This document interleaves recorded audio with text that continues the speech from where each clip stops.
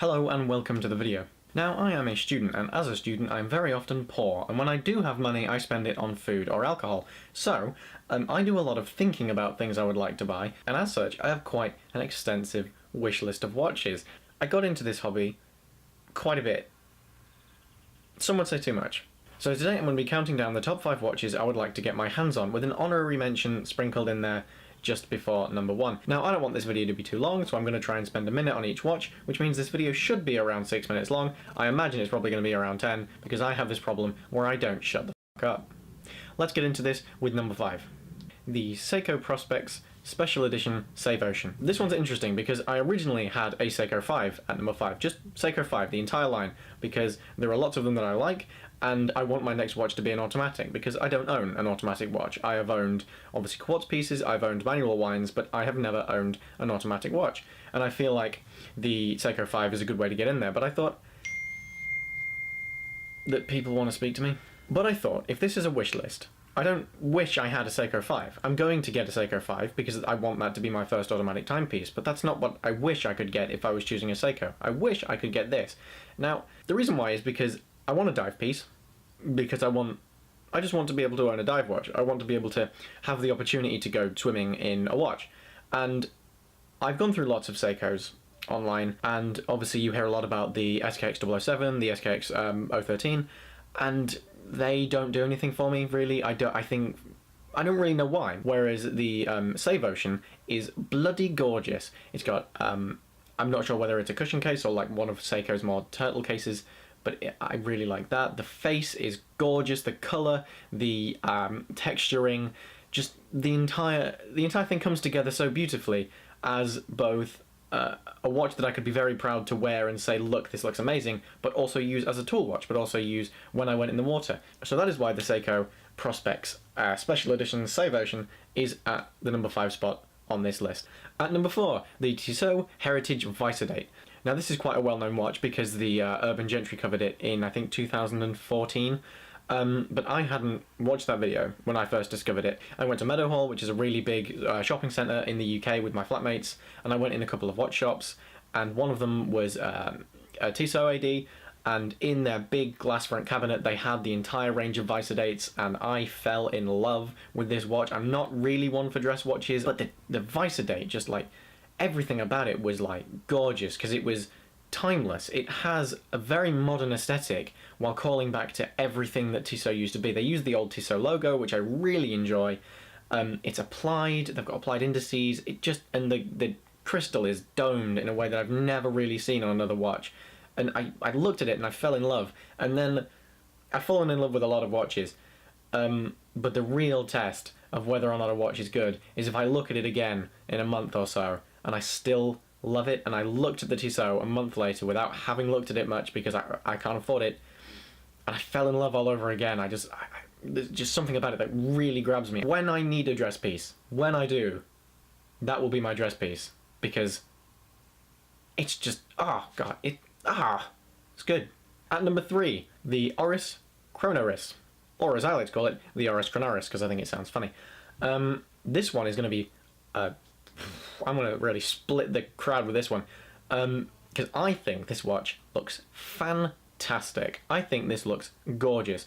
I am a big fan of sort of the retro 70s chronographs, racing chronographs, that Tissot made one, and there are a couple of micro brands. I'll put pictures up here. I know which ones I mean, but I can't remember the names off the top of my head. But there's always something I don't like about them, be it the colour or just the case size. A lot of them are too big for me. I like sort of like 38 to 40 watches, and a lot of these run 42. The Oris chronoris is gorgeous, and it is 38mm. This one's a lot more expensive. This one is starts at 1400, I think. Don't quote me. And it ticks all of my boxes, and I wish I could say anything other than that, because I just love this watch. Number 2, the Tag Heuer Monza. Now, there's a very specific version of the Tag Heuer Monza that I like, and it is reference number CR2110. Fab. That's the one that I like. You may be seeing a trend. Second racing watch. Nice. This watch is just gorgeous. Like, I absolutely love it. I really like Tag as a brand. Like, recently they've grown on me. I didn't used to like them because I thought, and this is a really stupid reason, I didn't used to like them because I thought that their logo broke up the lines on a lot of their watches, and it's true, it does, especially when they have it in the full color red-green version. But this, when they make watches like this, and when they make like the Tag Heuer Carrera, the one without subdials, they just look classy as all hell. And this watch is a racing chronograph that looks classy as all hell and looks classic, and I just really, really appreciate it as a piece of design. Again, it's timeless. It looks like a piece. The original Monza was released in the 1930s, and if I put up a picture of the two of them side by side, you wouldn't put it anywhere. Like, you wouldn't look at it and say, okay, that's from the 1930s, okay, that's a modern watch. You would just look at it and you would think, I can't place when that watch might have been released, but it's good. And that's why I like it. Right, an honourable mention before I get to number one. The 1962 Omega Seamaster Automatic. Now, this is very specific because this is my granddad's watch. My granddad bought this watch on his 21st birthday in Hong Kong when he was stationed there with the army, and he's lost it. Like, he can't find it. He knows where the box is, he knows where the original bracelet is, he knows where the purple envelope that he sent it to a jeweler is, but he has no idea where the actual watch is. And I think that's a crying shame. I like this watch, and I would like to touch it. That's a bit weird. Number one is the Omega Seamaster Aqua Terra. Now, it is this model here, the 38mm with the blue face. There's another version that I really like, but isn't as versatile, so I'm not going to put that at number one, but it is this one. This is a watch that is $4 grand. That's a lot of money that I don't have.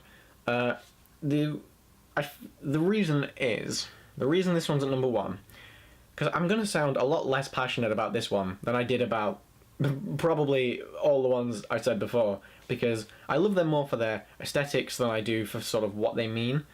Whereas I love this watch both for its aesthetics and both for what it sort of means, because as I previously mentioned, my granddad owned an Omega, so the watch doesn't mean that much to him, but it would mean something to me to have sort of like a watch that came from that sort of heritage. And that's why I chose this watch over something like the Rolex Explorer or the Rolex Oyster Perpetual, I think is the other one I mean.